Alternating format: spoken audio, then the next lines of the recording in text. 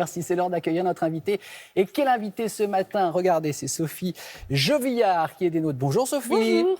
Globe-trotteuse, évidemment, vous la connaissez par cœur. Sophie, animatrice également d'Échappée Belle sur France 5. On va parler dans quelques instants, Sophie, du livre que vous co-signez avec vos copains d'Échappée Belle, donc Ismaël Khalifa et Jérôme Pittorin. On va également avec vous, puisqu'on vous a sous la main, vous demandez vos coups de cœur, puisque cet été, on va être nombreux à rester en France et à redécouvrir notre belle France. Mais la première question que je me dois de vous poser, Sophie, quand on s'appelle Sophie Jovillard, qu'on voyage, Oui. Comment on a vécu les confinements successifs et la pandémie et toutes ces restrictions de circulation? Un peu comme tout le monde, hein. On a été confinés comme tout le monde dès le premier confinement. Ouais. Il fallait respecter ça. Après, c'est vrai que très Mais ça doit rapidement... être dur quand on est habitué oui. à tout le temps être dans les aéroports Exactement. et voyager. En fait, c'est vraiment, comme beaucoup de personnes, Ouais. comme beaucoup de Français, c'est vraiment, on casse le rythme quotidien. Donc c'est ça que c'est vrai qui est absolument particulier. D'être à la maison aussi, Ouais. tous les jours, c'est Ouais. aussi particulier. J'imagine. C'est réinventer un petit peu son quotidien. Et puis moi, ça m'a permis de faire une petite pause, forcée certes comme tout le monde, mais aussi qui fait du bien, de se retrouver un peu à la maison. Et puis c'est vrai qu'après, j'ai eu conscience qu'on était quand même très privilégiés de pouvoir voyager, d'avoir des dérogations pour les tournages et continuer à faire rêver les gens grâce à nos émissions. Justement, dérogation, tournage, faire rêver les gens, émission.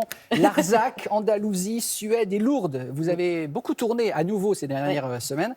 Allez, quel est l'endroit parmi ceux-ci qui vous a le plus marqué, Sophie?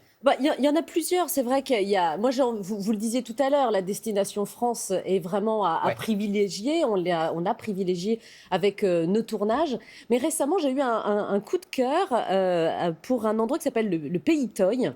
Ouais. Alors là, je vous emmène dans les Hautes-Pyrénées. Là, on est en Occitanie. Alors, c'est un territoire que j'ai eu la chance de découvrir avec une autre émission que je fais qui s'appelle Oh la belle vie, qui est sur France 3 Occitanie. Ouais. Puisque je voyage à travers le monde et en France grâce à mon émission, grâce à Échappée Belle. Mais vous voyez mon petit combi jaune derrière. Il est très beau, votre petit combi il est jaune. très sympa, mon petit Il a combi passé le jaune. contrôle technique. Oh oui, bien sûr. Ça va alors, ça va. Et donc, il a un petit capital sympathie, ce combi jaune, pour m'emmener justement sur les routes d'Occitanie. Ouais. Et donc, le Pays Toy, là, on est dans une vallée qui est au sud de Lourdes, entre les gorges de Luz et le fameux col du Tourmalet, cher au Tour de France, hein, que tous les cyclistes vont emprunter, un col Grimpe, légendaire, ça Ouais. grimpe. Mais c'est un très bel endroit parce qu'il y a autour de ce Tourmalet des paysages absolument uniques, marqués vraiment par le pastoralisme, entretenus par l'agro-pastoralisme. D'accord. J'ai vraiment aimé cet endroit parce qu'il reste très naturel, très sauvage. En hiver et pendant des années, il a été vraiment isolé. Les gens qui vivaient là-bas sont habitués à des conditions de vie assez rudes, ce qui fait que les gens sont assez petits et trapus. C'est pour ça que souvent, ce nom Pays Toy paraît particulier, mais ça fait référence à un mot occitan. Toy, c'est les enfants. C'est aussi une référence au mot jouet en anglais, parce que les Anglais qui venaient là-bas en villégiature disaient « Oh, mais ces petits bonhommes trapus et tout ça sont un peu des enfants, un peu des jouets. » Donc c'est par extension un peu le pays des enfants, des jouets, enfin des grands enfants, parce que les montagnards qui vivent là-bas sont des grands enfants. Et il y a entre autres des chœurs d'hommes, des hommes qui reprennent des chansons traditionnelles, qui parlent de leur montagne, de la rudesse de ce territoire. Et ça a été vraiment un de mes coups de cœur récemment. Alors, je vous conseille d'y aller d'ailleurs. Donc on le note, bien évidemment.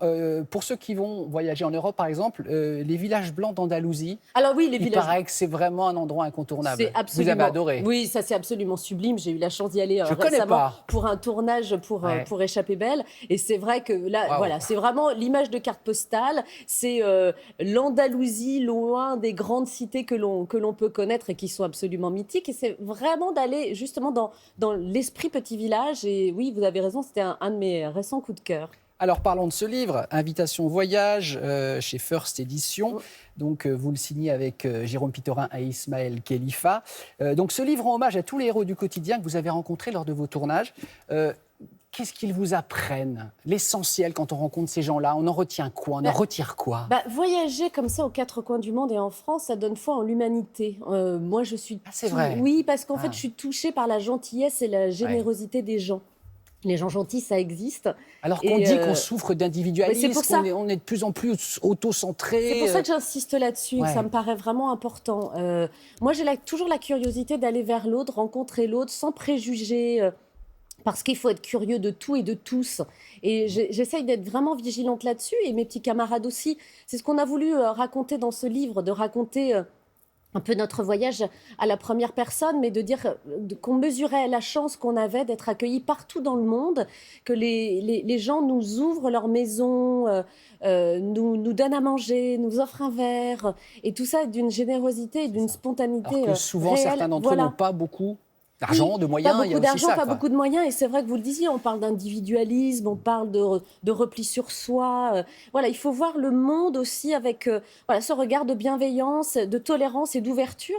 Et c'est ce qu'on essaye de faire avec nos échappées belles, de nous ouvrir aux autres. Et c'est ce qu'on raconte dans notre livre, nos beaux moments aussi et nos moments de partage. Oui. Donc il y avait tout à l'heure donc en France le pays Toy, hein, donc une des 7 vallées des Pyrénées que vous conseille Sophie.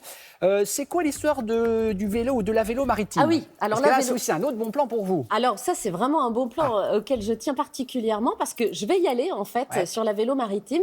J'avais eu l'occasion de découvrir cette grande route, cette piste cyclable qui fait 1500 kilomètres, qui nous permet de découvrir tout le littoral de la Manche et de la mer du Nord. Le parcours initial va côté France de Roscoff jusqu'à la frontière belge. D'accord. Moi, en l'occurrence, je ne vais pas pouvoir tout faire parce que les 1500 km, ça ne va pas être possible. Hein. N'est pas la Philippe qui veut, vous voyez. C'est sûr. Voilà. Donc, en fait, l'idée, c'est vraiment le vélo accessible à tous. On peut le faire en famille. Emprunter vraiment ces routes absolument sublimes qui permettent de croiser des paysages absolument extraordinaires. Alors, moi, je vais avoir la chance de découvrir, par exemple, Étretat jusqu'à la baie de Somme et d'aller encore un tout petit peu plus loin jusqu'à la côte d'Opale. Et donc, il y a plein de belles choses à voir en route. Vous vous arrêtez en cours de route pour rencontrer des gens qui ont des initiatives particulières. En l'occurrence, en baie de Somme, vous pouvez aller observer les phoques qui sont là, alors toujours avec énormément de respect et à distance, mais avec des gens qui sont vraiment des guides naturalistes. Je vais faire cette partie-là avec un ambassadeur de la vélo maritime qui a déjà fait, lui, un parcours. Et pour les plus courageux, c'est vraiment cette vélo maritime peut vous permettre aussi d'aller en Europe puisqu'elle se raccorde avec une grande route cyclable, une grande piste cyclable, si j'ose dire, européenne, qui permet pour aller, si on le veut, jusqu'à Kiev. Alors là, il faut être très courageux. Ah oui, jusqu'à Kiev en vélo. Voilà, exactement. Bah, pourquoi pas. Donc là, c'est vraiment la partie française et je vous le conseille pour cet été, en famille ou en solo. Mais vous n'êtes pas obligé d'être un spécialiste du Tour de France. Hein, non, j'imagine. Donc c'était le bon plan de Sophie, la vélo maritime, et puis donc le pays Toy, une des 7 vallées des Pyrénées, et les villages blancs d'Andalousie. Enfin bon, tout ça, bien évidemment, ce sont les coups de cœur que nous allons noter dans nos petits carnets quand on va voyager cet été. Normalement, en France, évidemment, on va pouvoir s'amuser. Merci beaucoup, Sophie. On se retrouve tout l'été avec Échappée Belle. Mais évidemment, on le rappelle, c'est tous les samedis.